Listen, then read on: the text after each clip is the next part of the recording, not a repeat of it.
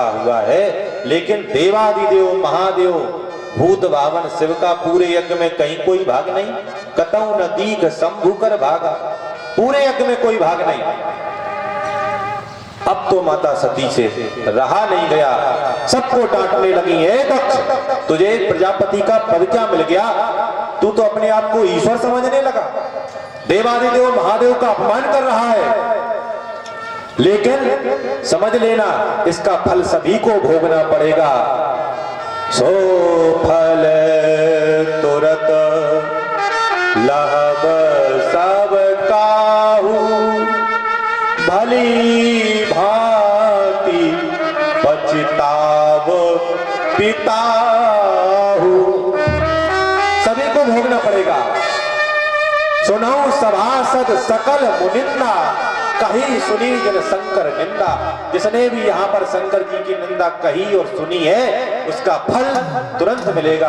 शंकर जी की पूजा का भी फल तुरंत मिलता है और शंकर जी के अपमान का भी फल तुरंत ही मिल जाता है। महाराज नारायण के यहाँ तो थोड़ा समय लग जाएगा, विलंब से मिलेगा, लेकिन भोलेनाथ का तुरंत मिलेगा। अब जैसे ही सती महारानी ने कहा और सती महारानी बैठ गई। देखो कोई भी पतिव्रता स्त्री अपना अपमान सहन कर लेगी, लेकिन अपने पति का अपमान सहन नहीं कर सकती। संत शंभु श्रीपति अपवादा, सुनिए जहां तहां अस मर्यादा, काटिए जीवतासु जो वसाई, श्रवण मून नत चलिए पराई। संत शंभु श्रीपति हरिहर निंदा सुनई जो काना, जो शंकर भगवान और श्रीपति विष्णु भगवान की जो निंदा सुनते हैं, बोले सुनिए सुनिए जहां तहां अस मर्यादा, जहां पर इनकी निंदा हो रही है वहां पर ये मर्यादा करनी चाहिए। क्या बोले, काटिए जीवतासु जो वसाई, जो उनकी निंदा कर रहा है उस निंदा करने वाले की जीवा को काट लेना चाहिए। और जीवा तो मैं तुम्हारी काट नहीं सकती, क्यों, तुम हमारे रिश्ते में पिता लगते हो। और श्रवण मूंद न तो चलिए पराई, नहीं तो कानों में उंगली डाल करके वहां से चला जाना चाहिए, लेकिन कानों में भी उंगली डाल के मैं नहीं जा सकती।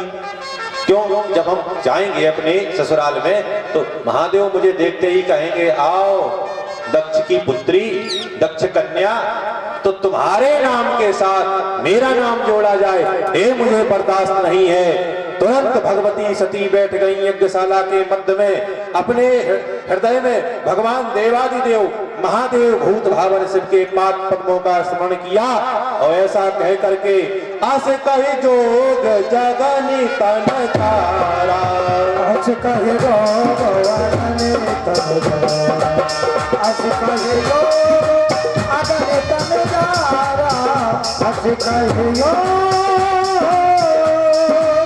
अगनी तन तारा, आस कहे जोग अगनी तन तारा, भयउ सकल मकहारा,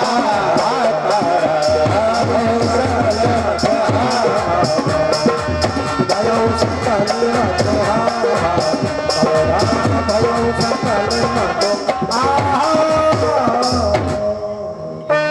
ऐसा विचार करके भगवती सती ने तुरंत अपनी देह का त्याग कर दिया। सती महारानी धू धू करके जलने लगी और इधर भगवती सती जली तो महाराज शंभू जी भोलेनाथ के जितने भी गण थे तो करे लगे करण मुख खीस, वहां पर जो है कई गण पहुंच गए और यज्ञशाला को विध्वंस करने लगे। लेकिन जैसे ही भृगु बाबा ने देखा कि यज्ञशाला को विध्वंस कर रहे हैं तो तुरंत भृगु बाबा ने क्या किया, यज्ञ विध्वंस विलोक भृगु रक्षा कीन मुनीस, भृगु बाबा ने तुरंत हाथ में जल लिया, रक्षो हण मंत्र पढ़ा, रक्षो हणम बलग हनम वैष्णवी मिदमहम तम बलग मुस्किरामी जम्मे निष्ठयो जममात्यो निच खाने दमहम तम बलग मुस्किरामी। रक्षो हण मंत्र पढ़ करके जैसे ही जल के छींटे लगाए तो सारे भूत प्रेत भागते नजर आए, सब भाग गए। अब महाराज यहाँ क्या हुआ, तुरंत नारद बाबा ने दौड़ लगाई, ये न्यूज रिपोर्टर है, नारद बाबा ने तुरंत दौड़ लगाई, दौड़ते दौड़ते आज कैलाश पर्वत पर पहुंच गए। कहा, हे महादेव दुहाई हो दुहाई हो। भोलेनाथ बोले, क्या बात है भाई नारद, क्यों इतना चिल्ला रहे हो? अरे महाराज गजब हो गया। क्या हुआ? बोले महाराज जैसे हम थे वैसे ही आप हो गए। क्या मतलब? बोले हम भी बिना पत्नी के और आज से आप भी बिना पत्नी के हो गए। क्या मतलब? बोले वो देखो माता सती अपने पिता से मिलने के लिए यज्ञशाला में गई और दक्ष इतना एक नंबर का दुष्ट निकला कि मिलना जुलना तो दूर रहा, ऐसा धक्का मारा सो हवन कुंड में गिर गई। ये न्यूज रिपोर्टरों की पद्धति होती है कि खबर को बढ़ा चढ़ा करके बताना। अब उन्होंने तो योग अग्नि से अपना शरीर जलाया था, लेकिन नारद बाबा ने कहा कि ऐसा धक्का मारा कि हवन कुंड में गिर गई और जल गई और मर गई। अब जैसे ही भोलेनाथ ने सुना, हे भगवान इतना बड़ा, अब जो है तुरंत भोलेनाथ ने क्या किया, अरुद्र भागम तमवेक्ष चाध्वरम पित्रा देवे कृत हेलनम विभौ, तुरंत अपनी जटा को उखाड़ा और जटा को उखाड़ करके जमीन पर पटक दिया। जमीन पर पटकते ही एक पित्रान महापुरुष वहां पर प्रकट हो गया, जिसके लंबे लंबे हाथ हैं, माथे पर एक बड़ा त्रिशूल है, बड़े भारी, जिसकी जटाएं सटाएं चारों ओर बिखरी हुई है। हाथ जोड़ करके भोलेनाथ को प्रणाम करके बोला, महाराज किम करोगे, क्या करूं महाराज, मेरे लिए क्या क्या है। भोलेनाथ ने जैसे ही उस वीर को देखा तो बोले, हो वीर ते भद्रम, हे वीर तेरा खूब कल्याण होवे, हमारी तरफ से तुम्हें बहुत आशीर्वाद, और तुम्हें करना क्या है। बोले दक्षम सयज्ञम चहीमत भटानाम, बोले जाओ दक्ष को यज्ञ सहित नष्ट कर दो। इतना सुनते ही अब तो वीरभद्र ने दौड़ लगाई, दौड़ने लगे, महाराज भूकंप आने लगा, पृथ्वी कांपने लगी और आकाश में चारों ओर धुंधलाहट छा गई। इतना भयंकर स्वरूप बनाया, वीरभद्र भागते चले जा रहे हैं। अब तो जैसे ही भूत प्रेतों ने देखा कौन आया, बोले हमारे स्वामी जी आ गए। स्वामी को देख करके भूत प्रेतों का और उत्साह बढ़ गया, सभी भागते चले जा रहे हैं। बोलो रुद्र भगवान की जय हो। अब तो सभी भूत प्रेत भागते चले जा रहे हैं, तूफान आ रहा है। देवताओं ने देखा यज्ञशाला में, ओहो इतना तूफान कहाँ आ रहा है, क्या कारण है।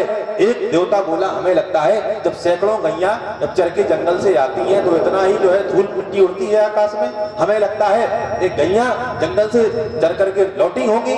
एक बोला, पागल हो क्या, दिखाई नहीं दे रहा, अभी गोधूली बेला नहीं हुई है, गोधूली बेला में ही गाय लौटती हैं। यदा नास्तंग तो भानु गोधूल्याम परतम नभा सर्व मंगल कार्येषु गोधूलिश्च प्रशस्यते, सभी मंगल कार्यों में गोधूली बेला सर्वोत्कृष्ट मानी जाती है, अभी गोधूली बेला तो है नहीं।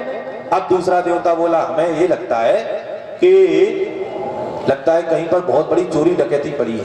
तो हजारों जो है डकैत जब घोड़े से भागते हैं चोरी करके, महाराज घोड़ों की टाप जब उत्पन्न होती है तो ऐसे ही भागते हैं, हमें लगता है कि डकैत भाग रहे हैं। एक बोला, पागल हो क्या, ये डकैत यहाँ चोरी करेंगे, अभी तुम्हें पता नहीं राजा कौन है, योगी शासन चल रहा है। कौन से योगी है, बोले रहुगण का शासन चल रहा है, और इस शासन में कोई इतना कर ही नहीं सकता। खट्वांग नाम के राजा हैं और उनका शासन अभी चल रहा है, कोई चोरी डकैती की तो सोच भी नहीं सकता। तो फिर एक बोला, अब तो क्या हो रहा है। तो एक बोला, हमें ये लगता है कि पृथ्वी उलट पलट होने वाली है, सब कुछ नष्ट होने वाला है। एक बोला, अरे प्रलय का तो समय अभी है नहीं, प्रलय तो होनी नहीं है, तो फिर है क्या। अब देवता किसी निर्णय पर पहुंच पाते तब तक तो महाराज भूत प्रेतों ने चारों ओर से यज्ञशाला को घेर लिया, भागते भागते आए। अब तो भूत प्रेत घुस गए यज्ञ मंडप में, और यज्ञ मंडप में घुस करके जो यज्ञ कुंड थे, यज्ञ कुंडों में मलमूत्र का त्याग करने लगे। कुछ भूत प्रेत जाकर के घुस गए भंडारे में, सो खीर के कुंड में, रायते के कुंड में नाक बंद करके डुबकी लगाने लगे, हर हर महादेव। अब तो महाराज पूरा भंडारा चौपट कर दिया, पूरी यज्ञशाला नष्ट कर दी, और भागते भागते कुछ गढ़ पहुंचे। वीरभद्राः प्रजापतिं चंडीशाः पूषणं देवं भगम नंदीश्वरो ग्रही। सारे देवता भागते भागते गए, भृगुंबबंध मणिमान नाम का गढ़ गया, और जाकर के भृगु बाबा को पकड़ लिया। हे बाबा जी, हे यज्ञाचार्य, कहाँ भाग रहे हो, यज्ञ में तुम दक्षिणा लेने के लिए आए थे ना, तो दक्षिणा लेकर के ही भागो, खाली हाथ क्यों भाग रहे हो। तो भृगु बाबा को मणिमान नाम के गण ने पकड़ लिया। वीरभद्राः प्रजापति, वीरभद्र स्वयं गए और दक्ष प्रजापति को पकड़ लिए। जजमान जी, यज्ञ का फल तो लेकर के जाओ, कहां भाग रहे हो। तो चंडीशा पूषणम देवम, पूषा देवता को चंडीश नाम के देवता ने, चंडीश नाम के जो गण थे उन्होंने पकड़ लिया। भगम नंदीश्वरो ग्रही, नंदीश्वर नादिया जी भागते भागते गए, भग नाम के देवता को पकड़ लिया, सभी देवताओं को पकड़ लिया। प्रजापति दक्ष तो पहले ही बंधन में हो गए थे। अब वीरभद्र बोले, सबको पकड़ लो, कोई भागने ना पाए। यज्ञ में भाग लेने के लिए आए थे, अब यज्ञ से भाग लेकर के ही भागेंगे, खाली हाथ यज्ञ से कोई नहीं जाएगा। सभी को पकड़ लिया। अब महाराज जब सबको पकड़ लिया तो महाराज जो वहां भृगु बाबा खड़े थे, दाढ़ी पे से हाथ घुमा रहे थे। इनकी आदत पड़ गई थी, कोई भी बात करते थे, किसी किसी का स्वभाव होता है तो वे दाढ़ी पे हाथ घुमाते हैं। तो भृगु बाबा अपनी दाढ़ी पे हाथ घुमा रहे थे, तब तक पूछा किसने? वीरभद्र ने पूछा, ये क्या कर रहे थे, इनका बताओ अपराध क्या है? बोले महाराज, भूत प्रेत बोले महाराज जब हम पिट रहे थे तो ये बाबा अपनी दाढ़ी पे हाथ घुमा के खूब दांत निकाल के हंस रहे थे। अच्छा, तुरंत ऐसी दाढ़ी पकड़ी, एक झटका मारा तो दाढ़ी हाथ में आ गई। भृगु बाबा बिना दाढ़ी के हो गए। अब जो है भक्को पकड़ा, बोले महाराज ये क्या कर रहे थे? बोले जब हम पिट रहे थे महाराज तो बहुत आंखें मटका मटका करके हमारी ओर हंस रहे थे, तो ऐसी 2 उंगली बनाई हो, ऐसी आंखों में डाल दी तो महाराज दोनों उनके गटा फूट गए।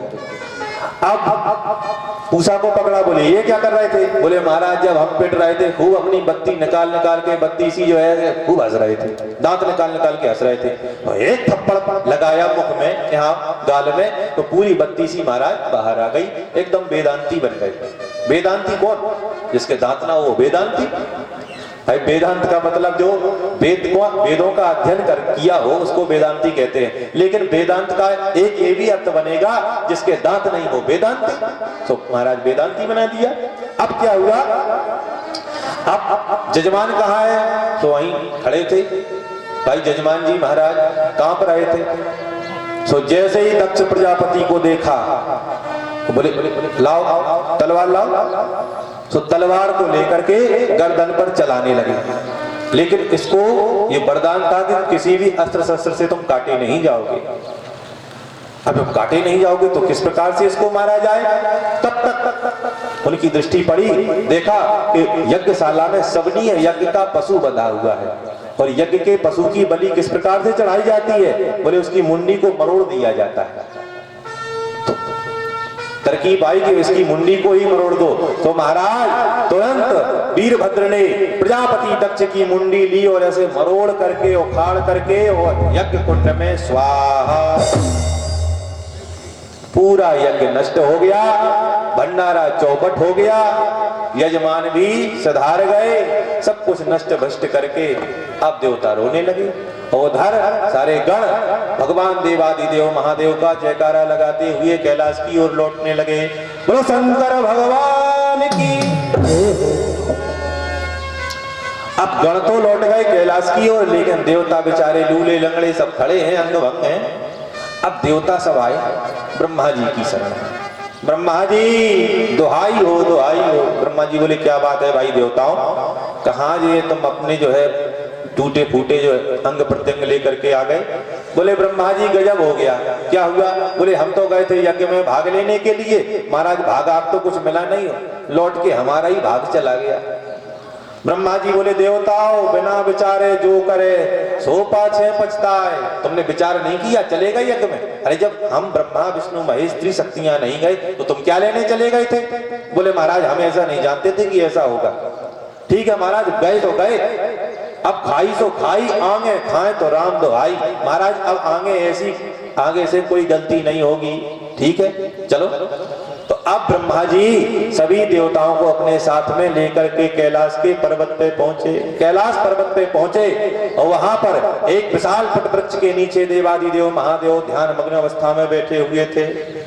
और वैसे ही ब्रह्मा जी को भोलेनाथ ने देखा तो जिस प्रकार से भगवान राम संपूर्ण जगत के अखिल कोटि ब्रह्मांड नायक हैं, उसी प्रकार से देवादिदेव महादेव भी अखिल कोटि ब्रह्मांड नायक हैं। जिस प्रकार से भगवान राम लौकिक दृष्टि में दशरथ जी उनके पिता हैं, तो जिस प्रकार से प्रातः काल उठ के रघुनाथा मात पिता गुरु ना भई माता जैसे अपने पिताजी को प्रणाम करते हैं, वैसे ही ब्रह्मा जी भी भोलेनाथ के लौकिक दृष्टि से पिता हैं। तो आज ब्रह्मा जी को भोलेनाथ प्रणाम कर रहे हैं। बोलो राधे राधे, राधे राधे, जोर से बोलो राधे राधे। हम इतनी जोर से बोल रहे तब से जो है, पर आप लोग राधे राधे नहीं बोल सकते, बोलो राधे राधे। तो क्या हुआ? अब जैसे ही शंकर भगवान ने ब्रह्मा जी को प्रणाम किया, ब्रह्मा जी समझ गए भाई स्थिति तो अनुकूल समझ में आ रही है। तो देवताओं को बुलाया, आप आओ भाई आ जाओ, तुम दूर क्यों खड़े हो, आओ। तो देवता सब आ गए। क्या बात है भाई देवताओं? बोले महाराज बड़ी दिक्कत हो गई। क्या हुआ? बोले ये यज्ञ में जो है इनका अंग भंग सब हो गए हैं देवता। तो भृगु बाबा खड़े थे बेचारे, ऐसे दाढ़ी ही नहीं थी, अब क्या करें। तो भृगु बाबा बोले भाई तुम्हें, भृगु बाबा से पूछा कि तुम्हें क्या दिक्कत है? बोले महाराज देखो हमारी दाढ़ी को खींच लिया, दाढ़ी ही नहीं है, तो तुम दाढ़ी का क्या करोगे? बिना दाढ़ी के बने रहो, तुम्हारा खर्चा बचेगा सेविंग का।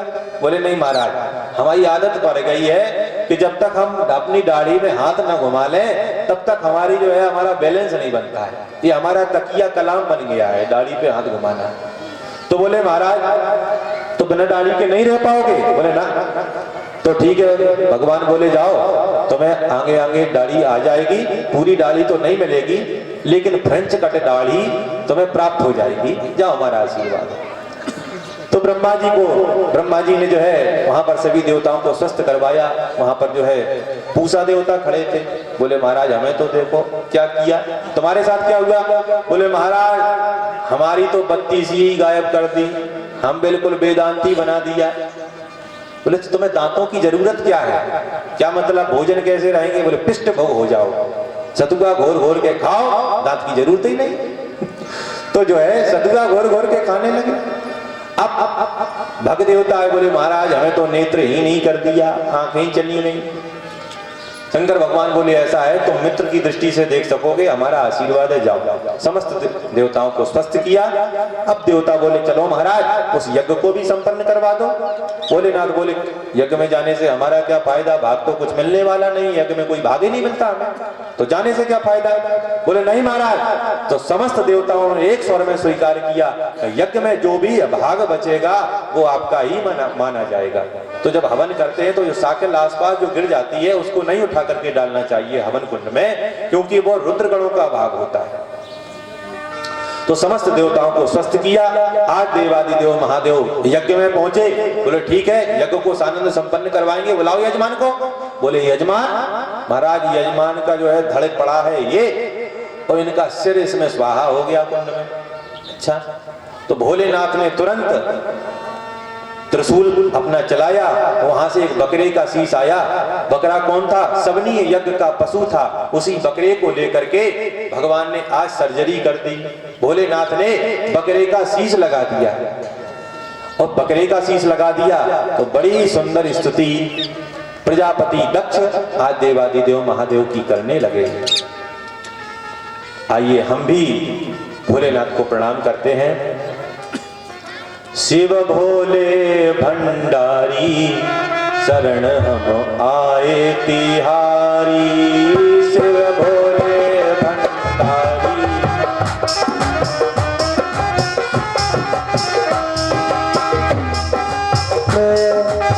शिव भोले भंडारी शरण हम आए तिहारी, शिव भोले भंडारी शरण हम आए तुम्हारी।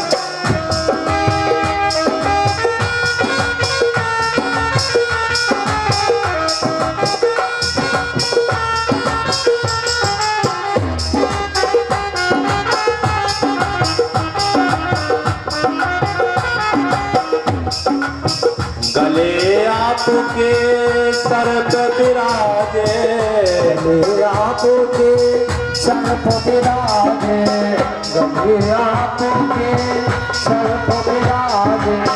सिर पर गंगा प्यारी, सर पर गंगा प्यारी, शरण हम आए तुम्हारी। सर पे गंगा प्यारी शरण हम आए तुम्हारी, शिव भोले भंडारी शरण हम आए तुम्हारी।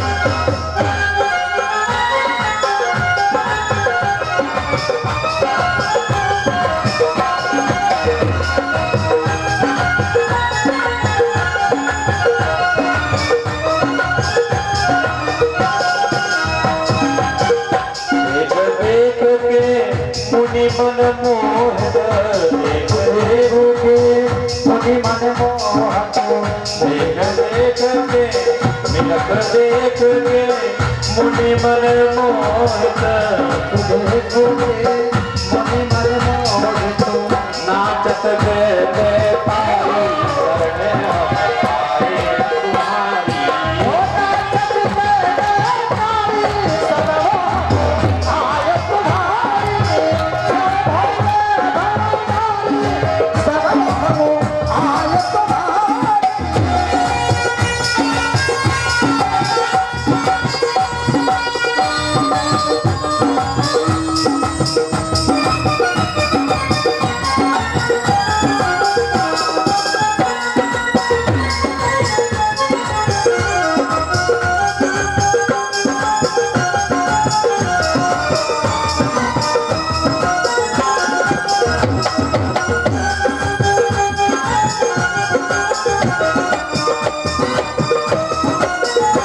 बोलो शंकर भगवान की जय शांताकारं शिखर